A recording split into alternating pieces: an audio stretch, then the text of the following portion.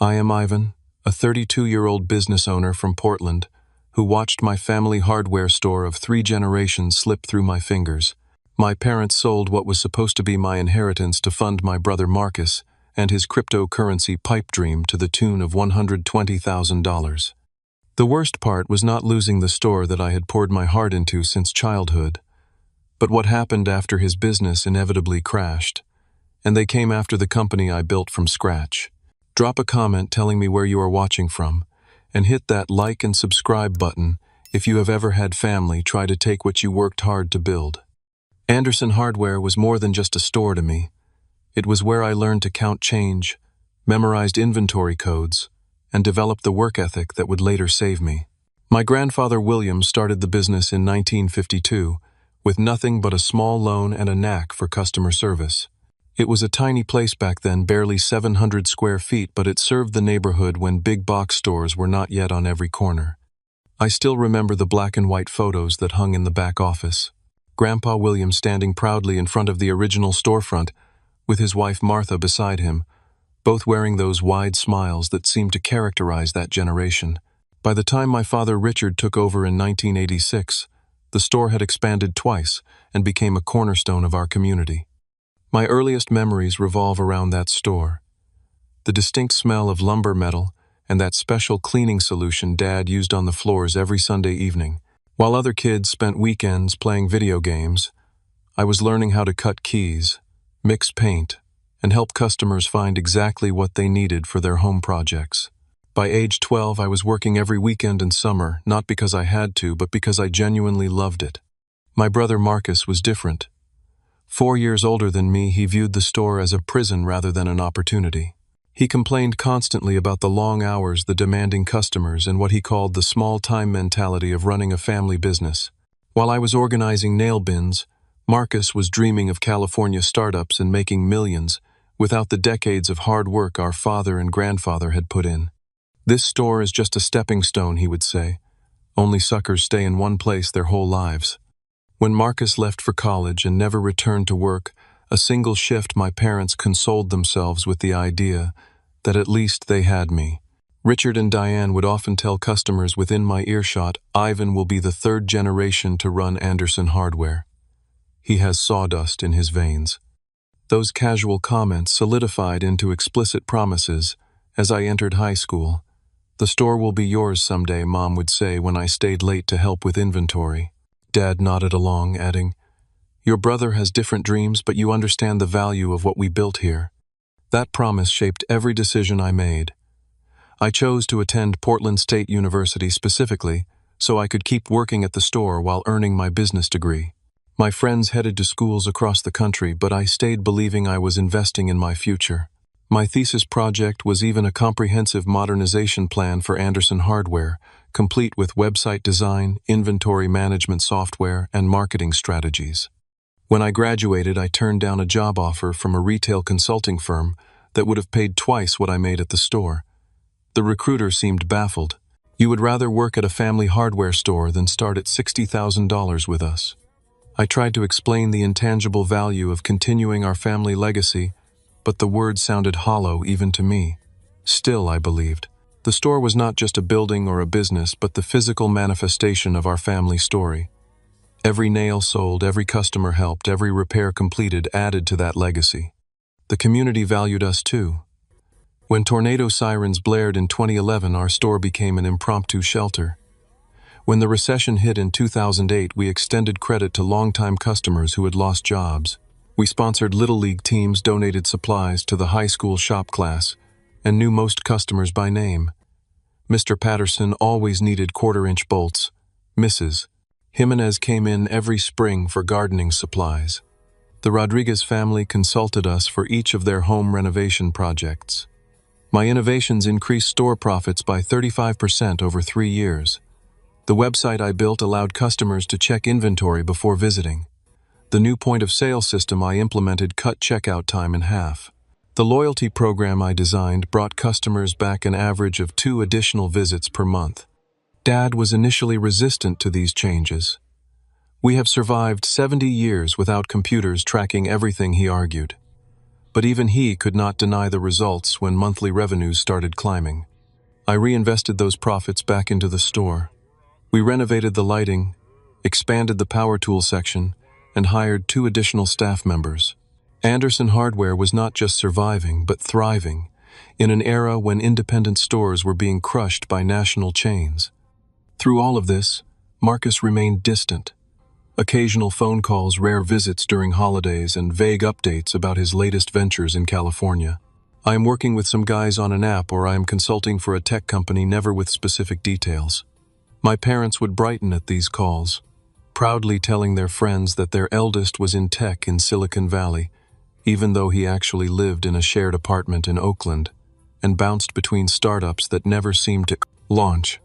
Meanwhile, I was there every day, opening the store at 6:30 in the morning, counting inventory, training staff, helping customers, and closing up at 7 at night. My social life dwindled. Dating became difficult when I worked 6 days a week. Friends stopped inviting me to weekend trips because they knew my answer would always be, "Sorry, I have to work at the store." But I believed it was worth it. Every sacrifice was an investment in my future. Every missed opportunity outside the store was balanced by the knowledge that I was building something lasting, something that would eventually be mine. The store was not just a job, but my identity, my purpose, my future. If I had known what was coming, would I have made different choices? Would I have taken that consulting job? Would I have protected myself from the blind spot that family loyalty created? These questions haunted me later, but at the time I was placent, all in committed to Anderson Hardware, and the promise that one day it would be mine. The day Marcus returned from California changed everything. It was a Tuesday morning in April, and I was helping an elderly customer find the right size air filters when the bell above the door chimed. I glanced up and nearly dropped the filters. Marcus stood there, designer sunglasses perched on his head, rolling a sleek suitcase behind him. "Surprise," he announced loudly, arms spread wide. "The prodigal son returns." My father emerged from the back office, eyes wide with shock and delight. "Marcus, why did not you tell us you were coming?" They embraced while I finished with my customer, a knot forming in my stomach. Marcus had not been home in nearly 2 years, and unexpected visits were not his style. That evening, my parents insisted on a special family dinner. Mom made pot roast, Marcus's favorite, and Dad broke out a bottle of expensive whiskey he had been saving for a special occasion. Apparently, my brother's unannounced return qualified. Over dinner, Marcus finally revealed the purpose of his visit. "I have been developing something revolutionary," he announced, eyes gleaming with the same excitement I had seen before his previous ventures. "A cryptocurrency trading platform that will democratize financial freedom for everyday people." Despite having no background in finance or technology beyond basic coding courses, Marcus spoke with absolute confidence about blockchain, decentralized finance, and algorithmic trading. My parents nodded along, clearly not understanding the terminology, but captivated by his enthusiasm. "The timing is perfect," Marcus continued. "We are about to enter the biggest crypto bull market in history. Early investors will make millions." When I asked about his development team, funding sources, and regulatory compliance plans, Marcus waved dismissively. "Those are just details, little brother. The vision is what matters. I need seed funding to get this off the ground. Then venture capitalists will be fighting to get in." My father leaned forward. "How much do you need?" $120,000 should do it," Marcus replied casually, as if requesting spare change. "For server costs, legal fees, and a small development team." I nearly choked on my pot roast. That is a massive amount of money for a business that exists only in your head. Mom shot me a disapproving look. "Your brother has been working in technology for years, Ivan. He knows what he is talking about. Working adjacent to technology companies is not the same as having the expertise to build a trading platform," I countered. "Financial technology requires serious security measures, regulatory compliance, and extensive testing." Marcus smirked. "Still the cautious one, I see. This is why you are still here selling hammers while I am creating the future." For the next 2 weeks, Marcus stayed at our parents' house and continued his pitch. Each day he showed them flashy presentations, competitor analyses, and projected revenue streams that promised returns of at least 500% within 18 months. I recognized the exaggerated projections and cherry-picked data for what they were, but my parents were entranced. I tried reasoning with them privately. Marcus has started 4 businesses in the last decade and none of them succeeded. Remember the food delivery app, the social media platform for pet owners, the smart water bottle? My father crossed his arms. Those were learning experiences. Everyone fails before they succeed. But he is asking for $120,000, I emphasized. Where would that even come from? My mother and father exchanged glances. We have some savings, Mom said vaguely. It was at a Sunday family dinner that they finally revealed their plan. My father cleared his throat after dessert and announced, "Your mother and I have made a decision. We are going to help Marcus with his business." I nodded, assuming they meant a small loan from their retirement fund. Then came the bombshell. "We are putting Anderson Hardware up for sale." The words hit me like a physical blow. "You are what?" "The store has been valued at around $320,000, my father continued, avoiding my eyes. "After we pay off the remaining mortgage and some credit card debt, we will have enough to invest in Marcus's venture and still keep a cushion for ourselves." I looked between my parents in disbelief. "But the store? You always said it would be mine someday." My mother reached across the table and patted my hand. "Plans change, honey. Marcus needs this opportunity now, and we are not getting any younger. The store requires so much physical work. Work that I have been doing. I have put my entire life into that store. I turned down careers, relationships, opportunities, all because you promised me the store would be my future." Marcus interjected. "Look at it this way, Ivan. When my platform takes off, the returns will benefit the whole family. You can finally leave retail behind and do something more significant." "The store is significant," I shot back. "It is our family legacy. It is 70 years of community service and trust." My father's expression hardened. "We built that legacy, not you. We put in the decades of work before you were even born. And I have dedicated the last 15 years of my life to continuing it." "That was your choice," my mother said softly. "Nobody forced you to stay." The conversation devolved from there. My parents minimized my contributions, suggesting I had merely been an employee rather than a partner in building the business. Marcus portrayed me as resistant to change and lacking vision. By the end of the evening, I felt gaslighted about my own life experiences. The sale process moved with shocking speed. A regional hardware chain had apparently been interested in our location for years and made an offer within days. My parents accepted $320,000, slightly below market value but with a quick closing timeline. I watched in numb disbelief as strangers conducted inventory assessments and facility inspections. Regular customers asked me what was happening, and I had to explain that Anderson Hardware would soon become Tri-State Home Supply, a corporate entity with standardized inventory and pricing. "But we have been coming here for 30 years, Mrs. Hernandez said, tears in her eyes. "Your father helped us build our deck. Your grandfather taught my husband how to rewire our basement." I had no comforting response. The store that had been the center of my universe was being reduced to a dollar amount transferred to my brother for a business venture based on hype and promises. The day we handed over the keys was the hardest. The new owners immediately began removing the hand-painted Anderson Hardware sign that my grandfather had commissioned in 1952. I watched from across the street as workers dismantled physical pieces of my identity and loaded them into a dumpster. My parents seemed surprisingly unbothered. They gave Marcus a check for $120,000 that same afternoon. The remaining funds, approximately $150,000 after debts and fees, went into their retirement account. "This is seed money for your future," my father told Marcus proudly, as they took a photo together holding the check. I could not help but think about how that money represented the seed of my future that had just been uprooted. The worst part was not just losing the store, but realizing that my parents had never truly seen my dedication as investment in a shared dream. To them, I had simply been maintaining their asset until they decided to liquidate it. As I drove away from the empty shell of Anderson Hardware for the final time, I felt hollow. 15 years of my life, thousands of hours of work, countless sacrifices, all erased with a signature on closing documents. Everything I had planned for my future had vanished. At 32 years old, I was starting from scratch. The weeks following the store sale were among the darkest of my life. I moved out of my apartment near the hardware store and into a cheaper studio across town. Without the daily structure of opening the store, ordering inventory, and helping customers, I felt adrift. My phone remained silent except for the occasional customer who had not heard about the sale and was calling my personal number for advice. I avoided family gatherings and ignored the enthusiastic updates from Marcus about his business launch preparations.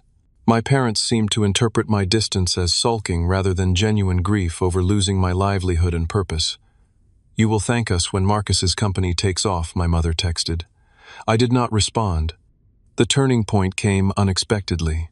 Tom Brennan, who had supplied our store with premium tools for over a decade, called me for lunch. We met at a small diner, and he got straight to the point. "I heard what happened with the family store," he said, stirring his coffee. "It is a damn shame. You made that place better than it had ever been."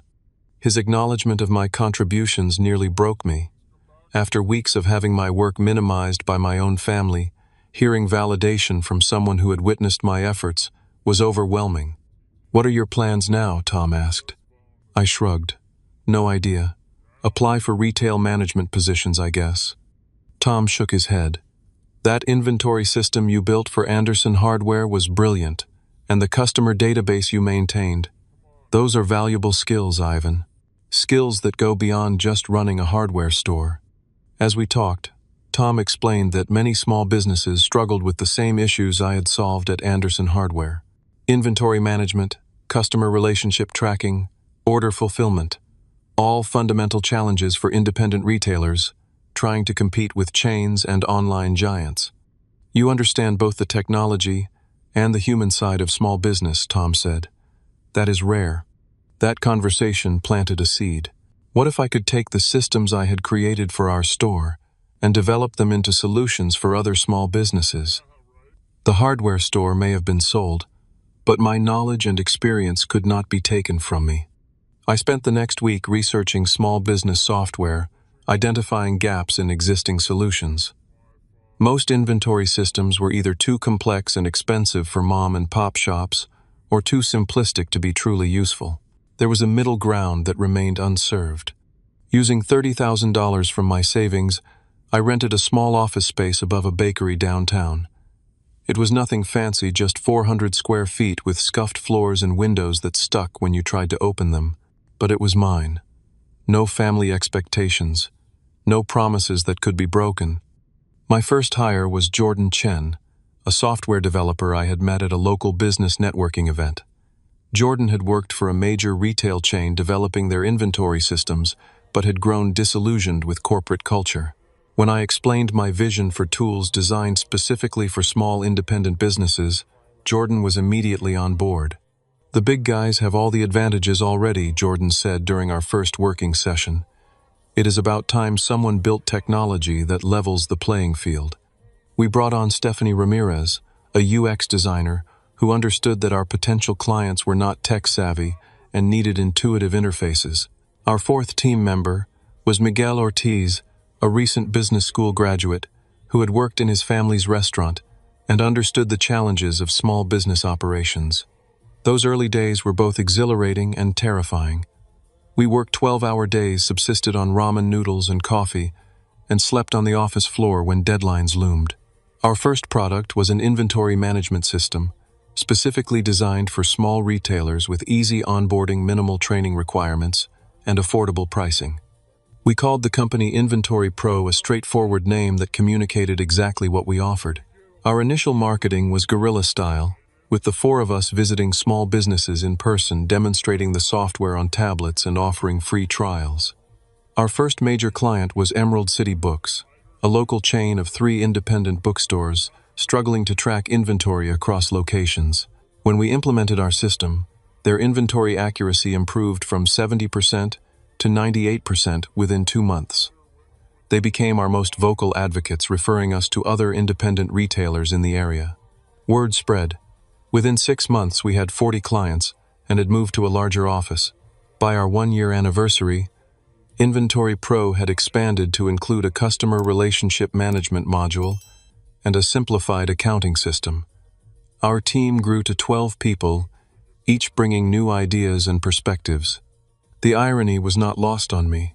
While Marcus had convinced our parents to invest in his flashy cryptocurrency platform, I had built a company solving unglamorous practical problems for businesses similar to the one my family had sold. There were no promises of 500% returns or disrupting global finance, just reliable solutions to everyday challenges. 18 months after launching, we had 15 employees and were serving over 200 businesses across the Pacific Northwest. Portland Business Journal ran a feature on us titled, "From Family Hardware to Software Success, Ivan Anderson's Second Act." The article detailed how I had leveraged my experience in a traditional retail environment to create technology solutions for similar businesses. My parents never mentioned seeing the article. Marcus sent a text saying, "Nice write-up. Still thinking small, I see." I deleted it without responding. By our 3rd year, Inventory Pro had reached $2 million in annual revenue. We expanded our product line to include point-of-sale systems, employee scheduling tools, and e-commerce integrations. Our client base grew to include not just retailers but also restaurants, service providers, and small manufacturers. What made me proudest was not the revenue, but the company culture we created. Unlike the toxic dynamics of my family business, Inventory Pro operated on transparency, shared goals, and mutual respect. We celebrated team wins collectively and addressed challenges collaboratively. No one person, including me, held all the power or made unilateral decisions. Every employee received equity in the company, ensuring that everyone benefited from our collective success. We implemented flexible scheduling, paid family leave, and continued education stipends long before they were standard practices. The result was a team that was deeply invested in our mission and rarely looked for opportunities elsewhere. "You have built something special here," Stephanie told me during our 3rd anniversary celebration. "Not just the products, but the environment. People actually want to come to work." That validation meant more to me than any revenue milestone. I had not just created a successful business, but a healthy community, the antithesis of what my family business had become in its final days. I occasionally drove past the former Anderson Hardware, now a glossy tri-state home supply with standardized shelving and corporate-branded signage. The personal touches were gone. The knowledge and relationships built over decades replaced by corporate efficiency. It still hurt, but the pain had transformed into something more like nostalgia than active grief. Inventory Pro had become my new legacy, one I had built without family promises or inherited opportunities.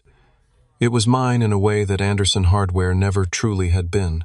And unlike my brother's venture, it was built on solid foundations, solving real problems, rather than chasing trendy technologies.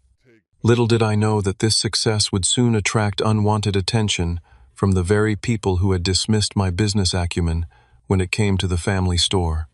8 months after receiving $120,000 from my parents, Marcus launched his cryptocurrency trading platform with a flashy event at a rented venue in downtown Portland.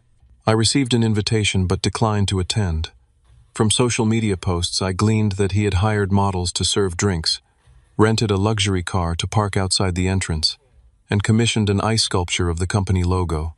The platform itself, branded as Crypto Elevate, promised automated trading algorithms that would guarantee returns in any market condition. The marketing materials claimed proprietary technology that could predict market movements and execute trades faster than competitors. For someone with limited technical background and no experience in financial markets, Marcus had certainly mastered the language of hype. Early reviews seemed mixed. Some users praised the sleek interface and low initial fees, while others complained about slow transaction times and difficulty withdrawing funds. Marcus dismissed these criticisms on the company blog as expected growing pains and promised updates that would make the platform even more revolutionary. I tried to maintain distance from the situation, focusing instead on growing Inventory Pro. However, Tom Brennan, who had become something of a mentor to me, kept me reluctantly informed. "Your brother is spending money like water," he told me during one of our monthly lunches. Billboard advertisements, sponsored influencer posts, even radio commercials. At the rate he is burning cash, that 120,000 will not last long. The first major warning sign came 3 months after launch.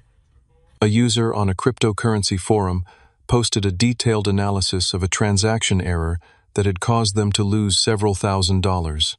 Instead of addressing the technical issue, Marcus had the company's social media manager accuse the user of operator error and spreading FUD fear, uncertainty, and doubt.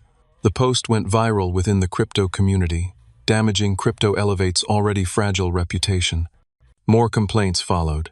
Users reported missing funds, incorrect balances, and customer service tickets that went unanswered for weeks. Marcus began blaming his development team, publicly firing his lead engineer and claiming on the company blog that sabotage from disgruntled employees was responsible for the platform's issues. 5 months in, disaster struck. Crypto Elevate experienced what Marcus termed a security incident, but what industry news sites accurately described as a major data breach. User information, including emails, phone numbers, and transaction histories, was compromised. Even worse, the weak security protocols Marcus had implemented to save money meant that some wallet connections were exposed, leading to actual financial losses for customers. Regulatory agencies took notice. The Financial Crimes Enforcement Network, FinCEN, opened an investigation into Crypto Elevate's compliance practices. The Oregon Department of Consumer and Business Services issued a warning about the platform. Class action lawsuits from affected users began to materialize. By month 7, Crypto Elevate's website displayed a simple message, temporarily offline for maintenance. We apologize for the inconvenience. It never came back online. The $120,000 was gone, along with any additional investment Marcus had managed to secure. Several vendors remained unpaid, and former employees reported receiving bounced checks for their final pay periods. Marcus himself seemed to vanish, his social media accounts suddenly inactive. I learned about my parents' resulting financial crisis not from them directly, but from my Aunt Susan, who called me in a panic. "Have you spoken to your parents recently?" she asked, her voice tight with concern. "Not in months," I admitted. "Why?" "They are in trouble, Ivan. Real trouble. The money they got from selling the store, most of it is gone." According to Susan, my parents had not only given Marcus the $120,000 for his business, but had also loaned him an additional $40,000 when he claimed to need emergency funds to fix critical platform issues. They had invested almost all of their remaining savings in cryptocurrency, at Marcus's recommendation, buying at peak prices before the market crashed. "They are 3 months behind on their mortgage," Susan told me. "The bank is threatening foreclosure, and Marcus has apparently moved to Florida without telling them. He is not answering their calls." My initial reaction was a complicated mix of vindication and concern. I had warned them repeatedly about Marcus's track record and the risks of his venture. Yet these were still my parents, the people who had raised me despite their profound betrayal regarding the store. I drove to their house that evening. The property already showed signs of neglect, with overgrown grass and peeling paint. My mother answered the door, her face registering surprise and then shame upon seeing me. "Ivan," she said quietly, "what are you doing here?" Aunt Susan called me. She told me what happened with Marcus and the money. My father appeared behind her, looking older than I remembered. "We do not need your judgment right now," he said stiffly. "I am not here to judge," I replied, though part of me wanted to. "I want to understand what happened, and if I can help." They reluctantly invited me in. Over the next hour, they detailed the financial catastrophe Marcus had created. Beyond the initial investment and additional loan, they had co-signed leases for his office space and equipment. When Crypto Elevate collapsed, they became responsible for those obligations as well. "We trusted him," my mother said, wiping tears. "He showed us projections, testimonials from experts, everything. It all seemed so legitimate." "Did you ever verify any of it?" I asked. "Speak to those experts. Review the financial models." My father shook his head. "We are not tech people." Marcus assured us his team had vetted everything. What team, I could not help asking. He hired 3 recent graduates and a marketing consultant. None of them had financial technology experience. How were we supposed to know that my father snapped? He is our son. We believed him. You could have asked me, I said quietly. I offered to review his business plan. I warned you about the risks. My mother looked away. We thought you were just jealous of his opportunity. The comment stung, but I pushed past it. What is your financial situation now, exactly? The numbers were grim. They owed $180,000 on their mortgage with no way to make payments. Credit card debt had ballooned to $30,000. Their retirement account, once healthy, was down to less than $20,000 after ill-advised cryptocurrency investments. And, Marcus, I asked. Last we heard he was in Miami, my father said bitterly. He sent a text saying he needed space to regroup and plan his next venture. That was a month ago. I sat back, absorbing the magnitude of their situation. I can help, I said finally. I can loan you enough to catch up on the mortgage and avoid foreclosure. But I need to set some conditions. My parents exchanged glances. What kind of conditions, my mother asked. First, full financial transparency. I need to see all accounts, debts, and obligations. Second, you both need financial counseling. Third, if Marcus contacts you asking for money for another venture, you consult with me before responding. My father's expression darkened. So you want to control us? Is this payback for the store? This is not about payback, I insisted, though his accusation contained a grain of truth. These are reasonable boundaries for someone providing financial assistance. We are your parents, my mother said. You should help us because we are family, not because we agree to your demands. Family works both ways, I countered. You sold the store that was promised to me without discussion. You dismissed my concerns about Marcus's business. Now you are asking for my help, but rejecting basic accountability. The conversation deteriorated from there. My father accused me of enjoying their misfortune. My mother suggested I had never truly understood the sacrifices they had made as parents. I left without resolving anything my offer of conditional help refused. As I drove home, I wondered if I had been too harsh, too focused on my own lingering resentment. But another part of me recognized that helping them without boundaries would likely enable further poor decisions. They had chosen Marcus's hollow promises over my demonstrated reliability. They had valued potential over proven performance, and now they were facing the consequences of those choices. I did send them a check for $3,000 the following week, enough to cover one mortgage payment, with a note reiterating my offer of further help if they agreed to my conditions. The check was cashed, but I received no acknowledgement or response to my offer. For the next 2 months, we maintained minimal contact, occasional text messages, and brief phone calls that avoided any mention of their financial situation or Marcus's whereabouts. I focused on Inventory Pro, which continued to thrive despite the awkward family dynamics playing out in the background. I had no idea that my parents were formulating a plan that would make the hardware store situation seem minor by comparison. The first sign of trouble came on an ordinary Tuesday morning. I was reviewing quarterly projections with our financial officer when the reception desk called. "Your parents are here to see you," the receptionist said, confusion evident in her voice. "They say they do not have an appointment, but are sure you will want to see them." In the 3 years since starting Inventory Pro, my parents had never once visited our offices. They had not attended our launch party, our 1-year anniversary celebration, or the open house when we moved to our current location. Their sudden appearance sent warning signals flashing in my mind. Still, they were my parents. "Send them to my office," I told the receptionist. They arrived moments later, looking surprisingly upbeat given their financial circumstances. My mother carried a gift basket filled with baked goods. "For your team," she explained, placing it on my desk. "We thought it was time we came to see what our successful son has built." My father glanced around my office, nodding appreciatively at the awards and press mentions framed on the walls. "Impressive," he said. "You have done well for yourself, Ivan."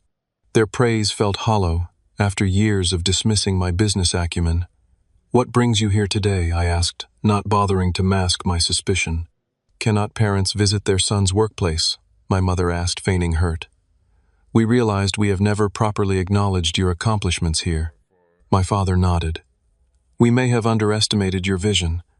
The article in Portland Business Monthly really opened our eyes to what you have created." That magazine had published the feature on Inventory Pro 6 months earlier. Their sudden interest felt calculated rather than genuine. "Let us take you to lunch," my father suggested. "We would love to hear more about your operation here." Against my better judgment, I agreed. We walked to an upscale restaurant nearby, where my parents insisted on ordering expensive wines and appetizers despite their financial troubles. Throughout the meal, they asked detailed questions about Inventory Pro's business model, revenue streams, and organizational structure, showing more interest in my work than they had in years. "How many employees do you have now?" my father asked. 23, I replied. "And your annual revenue?" "Just over 3 million. My mother beamed. "That is wonderful, honey. And to think you built this all by yourself." "Not by myself," I corrected. "I have an incredible team. We built it together." My father leaned forward. "But you are the founder, the visionary, the one who makes the final decisions. We have a collaborative leadership model," I explained. "Major decisions are made by consensus among the executive team." My father waved this away. "But legally you own the company, right?" "I am the majority shareholder," I acknowledged. "But several key employees also have equity stakes." The conversation continued in this vein with increasingly specific questions about ownership structure, decision-making processes, and financial controls. By dessert, my suspicion had crystallized into certainty this was not a social visit. Finally, my father laid his cards on the table. "Your mother and I have been thinking about your company's future," he said, as if Inventory Pro were a family discussion topic. "We believe we could help you take it to the next level." "Help how exactly?" I asked, though I already knew where this was heading. "I could come on as a senior advisor," my father suggested. "With my decades of retail experience, I could provide valuable guidance. Perhaps with a small ownership stake, say 20%, to align our interests." My mother nodded enthusiastically. "And I could handle office management, customer relations, that sort of thing. We could move closer, perhaps even stay with you for a while to help you focus on growing the business." There it was. After losing their financial security through Marcus's failed venture, they now saw my successful company as their salvation. Not as something to be proud of, but as something to be acquired. "That is an interesting proposal," I said carefully. "But Inventory Pro already has established leadership and processes. We are not looking to restructure or bring on new advisors at this time." My father's expression hardened slightly. "You should at least consider it. Family businesses are stronger when they involve actual family." "Inventory Pro is not a family business," I pointed out. "It is a technology company I founded with colleagues after you sold our actual family business." An uncomfortable silence fell over the table. My mother broke it with a forced smile. "Just think about it, honey. We only want to help. After all, we have so much experience we could contribute." I paid the bill despite their token protests, and walked back to the office in tense silence. At the lobby, I thanked them for lunch and said I had meetings to return to. My father grabbed my arm as I turned to leave. "We are serious about this, Ivan. Your company could help secure our retirement, and we could help you grow faster. It is a win-win." "I will think about it," I lied, extracting my arm from his grip. I hoped that would be the end of it, but over the next few weeks, my parents escalated their campaign. They sent emails with unsolicited business advice. They showed up at our office happy hours to get to know the team. They even scheduled a meeting with our product manager, under the guise of being potential clients, only to spend the hour suggesting feature changes and questioning our pricing strategy. When these indirect approaches failed to gain them a foothold, they became more aggressive. My father somehow obtained the contact information for one of our angel investors and reached out directly, introducing himself as Ivan's father and business partner. The investor, confused, forwarded me the email in which my father suggested a meeting to discuss family succession planning for Inventory Pro. Meanwhile, my mother began spreading subtle misinformation among our employees. She told our newest developer that I was planning significant organizational changes and implied to our office manager that I was considering bringing in more experienced leadership. These comments, repeated to me by concerned staff members, were clearly designed to create instability and make my team question my leadership. The situation came to a head when my parents arrived unannounced at our quarterly all-hands meeting. As I was presenting our roadmap for the coming year, they walked in and took seats at the back of the room. I stumbled over my words, thrown by their presence, before regaining my composure and continuing. After the meeting, I asked them to join me in my office. "This has to stop," I said, firmly closing the door behind us. "You cannot keep showing up unannounced and interfering with my business." "We are just trying to get involved," my mother protested. "To support you." "No, you are trying to take control of something I built because you made poor financial decisions with Marcus. Inventory Pro is not your backup plan." My father's facade of supportive interest finally cracked. "You owe us, Ivan. We gave you your start in business. Everything you know about retail and customer service you learned from us at the hardware store. A store you sold out from under me," I reminded him. "And yes, I learned from that experience. I learned never to build my future on someone else's promises." "We are your parents," my mother said, tears forming. "Family helps family." "I offered to help you," I countered, "with reasonable conditions that you rejected." My father's expression darkened. "Well, now we are offering a different arrangement. Either bring us into your company with meaningful roles and ownership stakes, or we will explore our legal options." "Legal options," I repeated incredulously. "On what grounds?" "Intellectual property, for one," he said. "The inventory system you built at Anderson Hardware was developed while you were our employee. The concepts you are using here came from our business." It was such a transparent attempt at manipulation that I might have laughed if it were not so infuriating. That is not how intellectual property works, and you know it. I suggest you consult an actual lawyer before making threats. "We raised you, my mother," said her voice quivering. "We gave you everything.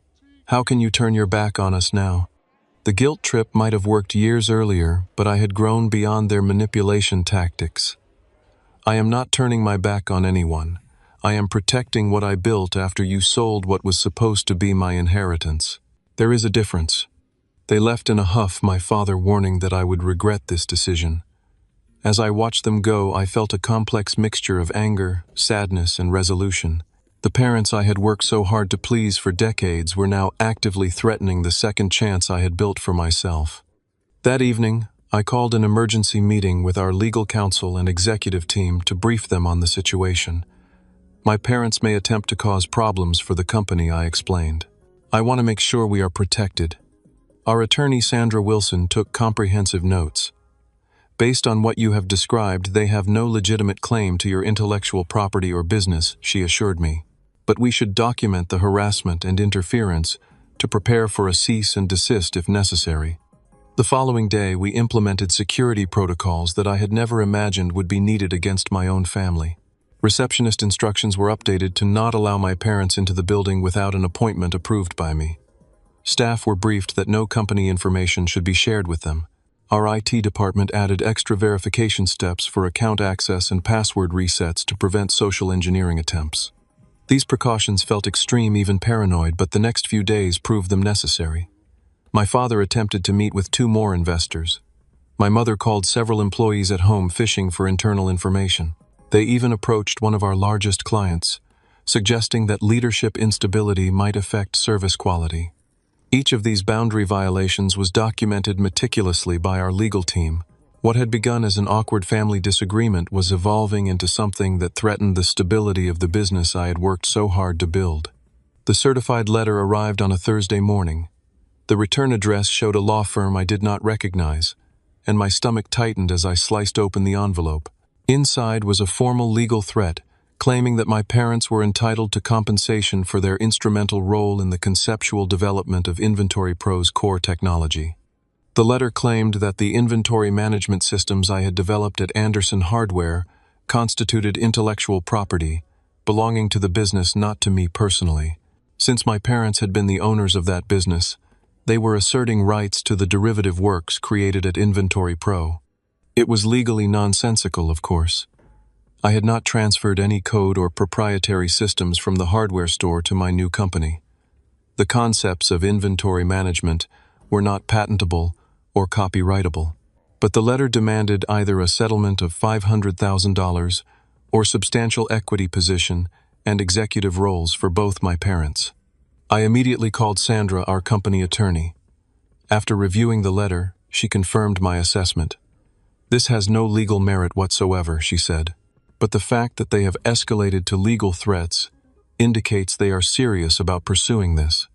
We scheduled an emergency meeting for that afternoon. In the meantime, I received a disturbing call from Jordan, our lead developer. "Ivan, something weird just happened," Jordan said. "Your father called me directly on my personal cell phone. He offered me a director position if I would share internal documents about our software architecture." Similar reports came in throughout the day. My parents had apparently obtained our employee directory and were systematically contacting staff members with various manipulative offers and requests. Some were promised promotions in the new structure. Others were subtly threatened with job loss if they remained loyal to the old guard. During our emergency meeting, Sandra laid out our options. "We need to send a cease and desist letter immediately," she advised, "and we should consider a temporary restraining order to prevent them from continuing to contact your employees and business partners." But the most alarming information came from our IT security team. They had detected multiple attempts to access our company servers from unfamiliar IP addresses. While these attempts had been blocked by our security protocols, the logs showed persistent, sophisticated efforts to breach our systems. "We cannot prove it is connected to your parents," our IT director said, "but the timing is suspicious. Someone is very interested in accessing our proprietary information."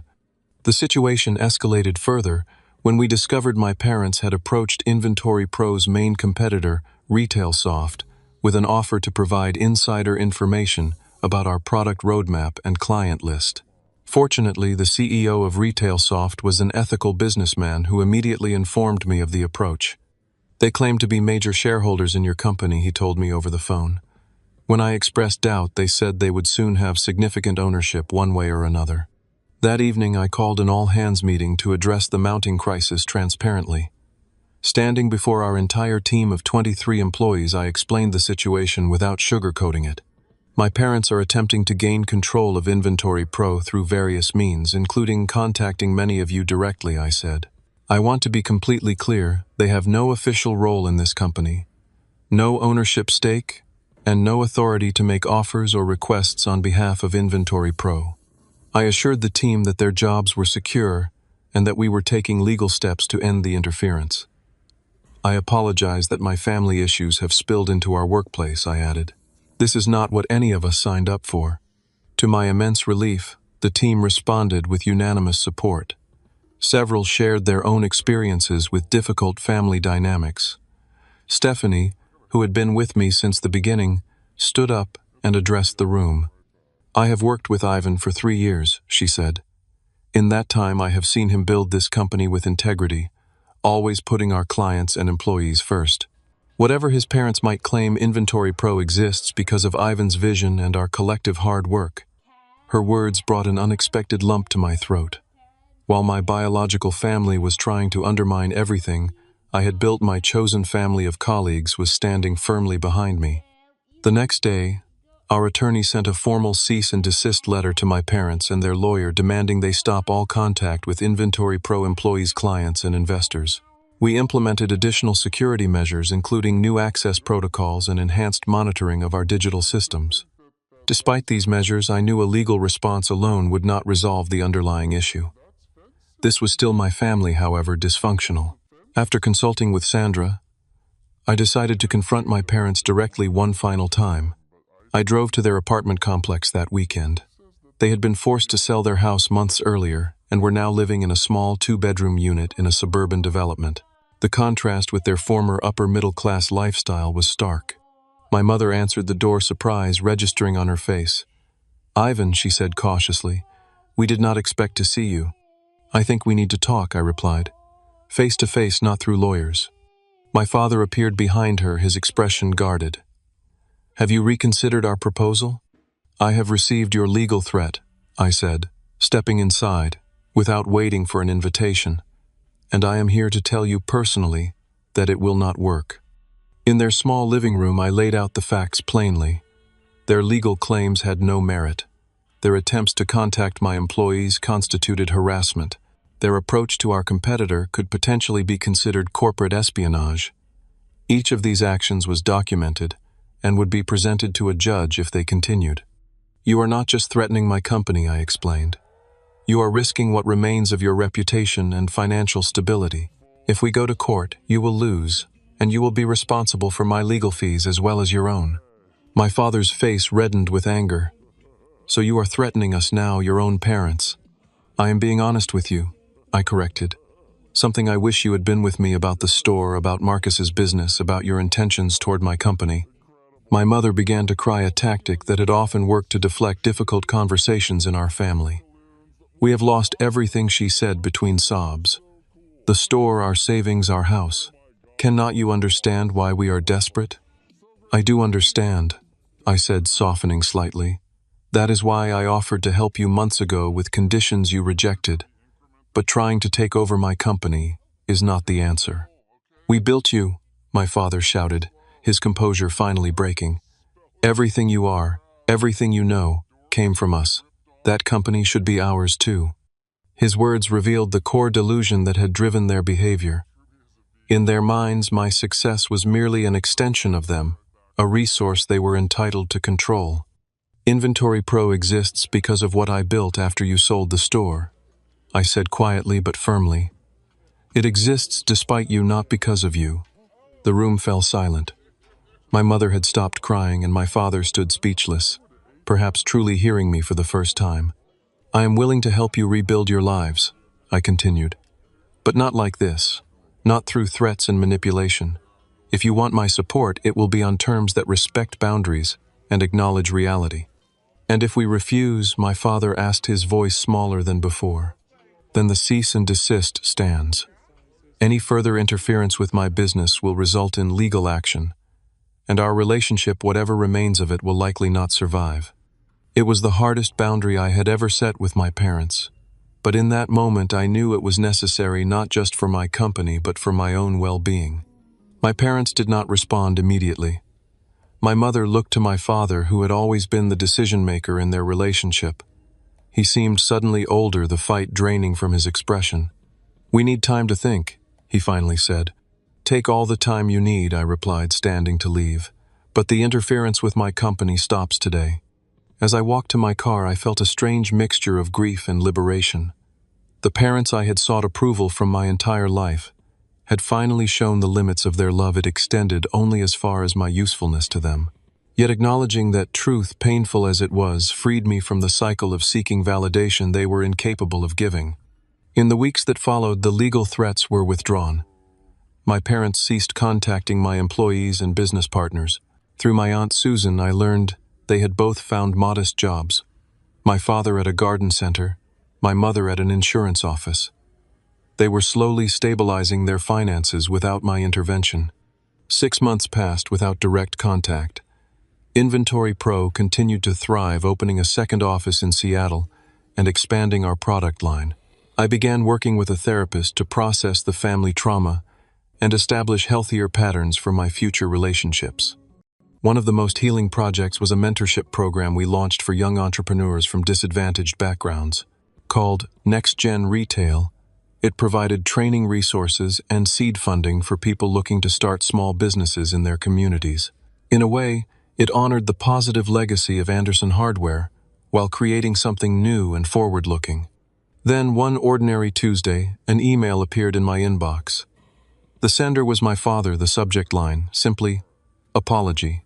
The email sat unopened in my inbox for nearly a day. After months of no contact, seeing my father's name triggered a complex mixture of emotions. Part of me wanted to delete it unread to maintain the peaceful distance I had established. Another part was curious if genuine reflection had finally occurred. When I eventually opened it, the message was brief but unprecedented in our family's history. "Ivan, your mother and I have been doing a lot of thinking these past months. We were wrong about many things, the store, Marcus's business, and especially how we treated you and your company. If you are willing, I would like to meet for coffee and apologize properly. No agenda, no requests, just an overdue acknowledgement of our mistakes." "Dad," I showed the email to my therapist during our next session. "What do you think I asked? Is this genuine or another manipulation tactic?" "That is something only you can determine," she replied. The question is whether you are willing to find out, and what boundaries you need to protect yourself if you do. After careful consideration, I responded with a suggestion to meet at a coffee shop near my office the following weekend. I specified a public location and a time limit of 1 hour, precisely the kind of boundary setting my therapist had encouraged. When Saturday arrived, I was surprised to see only my father waiting at the table. In our family, difficult conversations typically involved both parents, with my mother providing emotional support for my father. "Your mother wanted to come," he explained, noticing my questioning look. "But we decided it would be better if I took full responsibility first." This was largely my doing. He looked different, thinner, grayer, but somehow more present. The defensive armor he had worn for decades seemed partially dismantled. "I have been seeing a counselor," he continued, surprising me further. "Part of our debt repayment program required financial counseling, but the advisor suggested I might benefit from personal counseling as well. I was resistant at first, but..." He paused, visibly uncomfortable with this level of vulnerability. "It has helped me see some patterns: control, entitlement, using people rather than supporting them." I nodded, unsure how to respond to this unfamiliar version of my father. "The store was supposed to be yours," he acknowledged. "We promised it to you, and you worked for that promise. Selling it without proper discussion was wrong.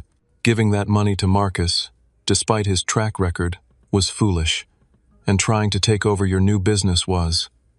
He struggled to find the words inexcusable. The acknowledgement landed like a physical weight being lifted. For years I had carried the burden of doubting my own memories, wondering if I had misunderstood the promises made or overestimated my contributions to the family business. "What about Mom?" I asked.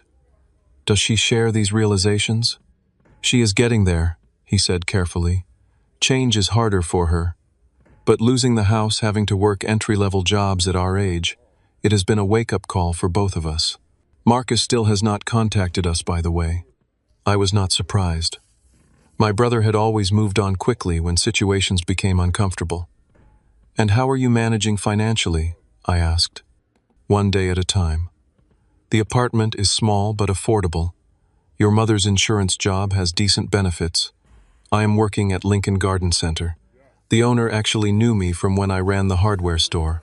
He smiled faintly. "We are never going to be wealthy again, but we are stable, and we did it ourselves without dragging anyone else down." There was a note of pride in his voice that I had not expected. Perhaps hitting true bottom had forced a reset of values that success and comfort had previously masked. We talked for the full hour, longer than I had spoken with my father in years. He asked questions about Inventory Pro, not with the calculating interest of before, but with genuine curiosity about something important to me. I shared some of our recent successes and challenges, keeping details appropriately vague, but allowing him a window into my professional life.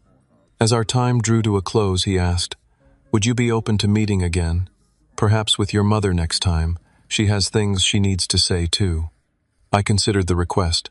The conversation had gone better than I had anticipated, with no manipulative undertones I could detect.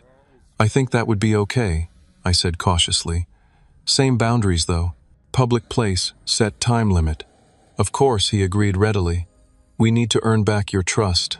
We understand that now." Over the following months, we established a careful, limited reconnection. Coffee every few weeks became occasional dinners. My mother joined these meetings, initially reserved, but gradually more open about her own part in the family dysfunction. "I always followed your father's lead," she admitted during our third meeting. "It was easier than having an opinion that might cause conflict. I am trying to find my own voice now." They never asked for money again, nor for involvement in my business. When I mentioned Inventory Pro's expansion to Chicago, they offered congratulations without any hint of seeing it as a resource they could tap.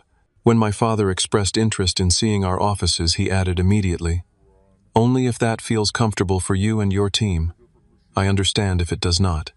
These small acknowledgments of boundaries were more meaningful than grand apologies could have been. 6 months into our cautious reconciliation, I invited them to a company event, a casual outdoor gathering, celebrating our 4th anniversary.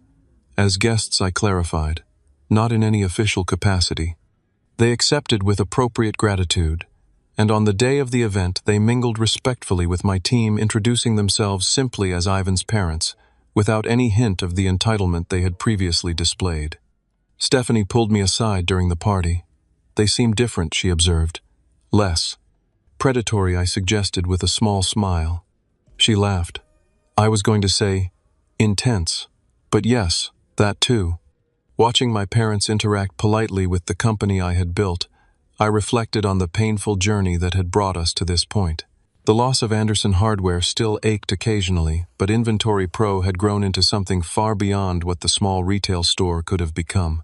Perhaps the betrayal, painful as it was, had forced me to create something truly mine, unencumbered by family legacy or obligation. My relationship with my parents would never be what it once was, nor what I had once hoped it might be. The trust damaged by their actions could not be fully restored. But we were finding a new equilibrium, a relationship between adults with clear boundaries and modest expectations. The greatest healing came not from their changes, but from my own. Through therapy, supportive colleagues, and the success of building something authentic, I had learned to validate myself, rather than seeking that validation from parents who had been unable to provide it consistently. The Next-Gen Retail Mentorship Program became a particular source of fulfillment. Working with young entrepreneurs, many from backgrounds where family support was limited or complicated, allowed me to transform my painful experiences into something constructive. I was particularly careful to help these young business owners establish healthy boundaries with well-meaning but potentially controlling family members. Business and family can mix, I would tell them, but only with clear agreements, transparent communication, and mutual respect. The moment someone suggests you owe them your success is the moment to reassess that relationship. Inventory Pro continued to expand, reaching $10 million in annual revenue and opening offices in 3 additional cities. We maintained our commitment to supporting independent retailers, helping them compete in an increasingly consolidated marketplace. Many of our original clients, like Emerald City Books, grew alongside us, proving that small businesses could thrive with the right tools and support. As for my parents, they adjusted to their scaled-back lifestyle with surprising grace. My father found unexpected satisfaction in the simplicity of garden center work, helping homeowners select plants without the stress of ownership. My mother discovered a talent for customer relations at the insurance office, eventually earning a promotion to office manager. They never fully acknowledged the depth of what had been lost, not just financially, but relationally through their choices. Some wounds were too profound, some betrayals too fundamental for complete healing, but they learned to live within their means, to take responsibility for their circumstances, and to relate to me as an independent adult, rather than an extension of themselves or a resource to be tapped. The most important lesson I carried forward was the recognition that family business dynamics can create toxic expectations when boundaries are not established early and maintained consistently. The business becomes not just a commercial enterprise, but an emotional battleground where roles blur and professional decisions carry personal weight. In building my own company culture, I consciously created the opposite environment, one where contributions were recognized, boundaries respected, and success shared. We celebrated individual achievements while acknowledging their place within our collective effort. No one person, including me, was considered the sole source of the company's value or success. Have you ever experienced the complicated dynamics of mixing family and business? I would love to hear your stories in the comments below. Also, if this story resonated with you, please consider hitting the like button and subscribing to my channel for more real-life experiences and lessons learned. And if you know someone struggling with family business boundaries, sharing this video might help them feel less alone in their journey. Thank you for listening to my story today. And remember that sometimes the most painful losses can lead us to build something even more meaningful than what we thought we wanted.